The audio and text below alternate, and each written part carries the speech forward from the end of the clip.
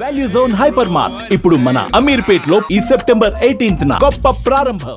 నమస్తే, welcome to Suman TV. Hyderabad metro rail project నుంచి వైదొలగాలని L&T సంస్థ నిర్ణయం తీసుకుంది. ప్రస్తుతం దీని గురించి చర్చ జరుగుతోంది.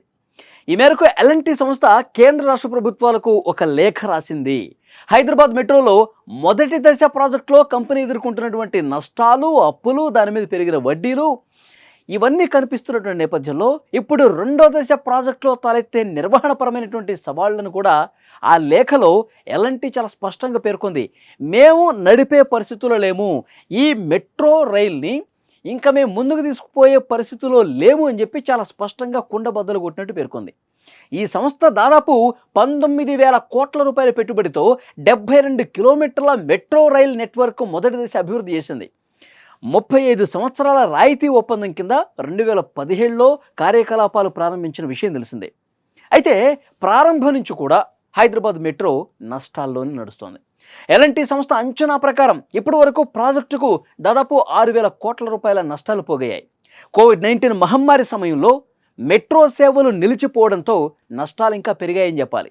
సంస్థకు దాదాపు 13,000 కోట్ల రూపాయల అప్పులు ఉన్నాయని, వాటిపై ఇంట్రెస్ట్ కూడా బాగా పెరిగిపోయింది, దీన్ని భరించలేకపోతున్నామని ఎల్ఎన్టీ చెప్తోంది.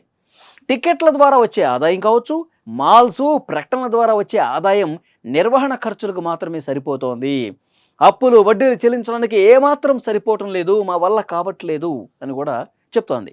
గత 5 సంవత్సరాలుగా తెలంగాణ ప్రభుత్వాన్ని మేము ఆర్థిక సాయం కోరాం, మద్దతు ఇవ్వమని చెప్పాం, కానీ సరైనటువంటి మద్దతు కానీ ప్రోత్సాహం కానీ ప్రభుత్వం నుంచి రాలేదు అని చెప్పి మళ్ళొకసారి స్పష్టం చేస్తోంది ఎల్ఎన్టీ. ఇక రెండో దశ సవాళ్లకు సంబంధించి ఒకసారి మనం మాట్లాడుకుంటే, హైదరాబాద్ మెట్రో ప్రాజెక్టుకు అతిపెద్ద సమస్యగా స్టేజ్ 2 ప్రాజెక్టు విస్తరణ ఎల్ఎన్టీని ప్రస్తావించింది. రెండో దశ ప్రాజెక్టును ప్రభుత్వం వేరే సంస్థ ద్వారా నిర్వహించాలనుకుంటోందని, మొదటి రెండో దశల మధ్య ప్రయాణికుల రాకపోకలు, టికెట్ల ధరలు, ఈ నిర్వహణ కావచ్చు, ఇవన్నీ కూడా ఎన్నో సవాళ్లతో కూడుకున్నటువంటి అంశమని చెప్పింది. 2 వేరువేరు సంస్థలు ఒకే నెట్వర్క్ మీద పనిచేయటం వల్ల ప్రయాణికులకు ఇబ్బందులు వస్తాయి. ఇది తమకు ఆర్థికంగా, నిర్వహణ పరంగా కొత్త నష్టాలను తీసుకొచ్చి పెడుతుందని కూడా ఎల్ఎన్టీ భావిస్తోంది. ఈ క్రమంలో హైదరాబాద్ మెట్రో ప్రాజెక్టులోని 90% పైగా వాటాను కేంద్రం లేదా రాష్ట్ర ప్రభుత్వాలకు విక్రయించడానికి తాము సిద్ధంగా ఉన్నాం.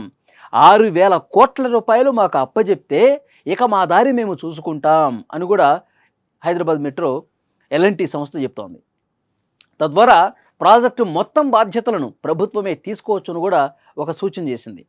ఎల్ఎన్టీ ఈ నిర్ణయం తీసుకోవటం హైదరాబాద్ మెట్రో భవిష్యత్తు మీద ఆందోళన రేకెత్తిస్తోంది. ప్రభుత్వం ఈ సమస్యను ఎట్లా పరిష్కరిస్తుందో చూడాలి.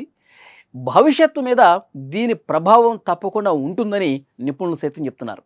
ఎందుకంటే ఆర్థికపరమైనటువంటి భరోసా ప్రభుత్వాలు కల్పించట్లా, మా నష్టాలు తీర్చేటువంటి పరిస్థితి ఎక్కడా కనిపించట్లా. ఒకవైపు ప్రయాణికుల మీద, ప్రజల మీద భారం ఎక్కువగా వేయలేని పరిస్థితుంది. అలాగని చెప్పి ప్రభుత్వం నుంచి సరైనటువంటి సహకారం లేకపోతే ఇంకా మేము ఏం చేయాలి, ఇంకా మేము నడపలేము అని కూడా ఒక లేఖ రాసినటువంటి పరిస్థితి ఉంది. ప్రభుత్వం కూడా చెప్తుంది, మీరు పదే పదే ఈ పాట పాడుతూ ఉన్నారు, మేము వెళ్ళిపోతాము, మా వల్ల కావట్లేదని చెప్తున్నారు, ఇక మేము ఎస్ అని చెప్పి డెసిషన్ తీసుకొని మిమ్మల్ని సాగనింపే పరిస్థితి ఉంటుంది. ఎందుకంటే ఇక రెండో దశ ప్రభుత్వమే నిర్వహించాలని చెప్పి ఆల్రెడీ ఒక డెసిషన్ తీసేసుకున్నాం.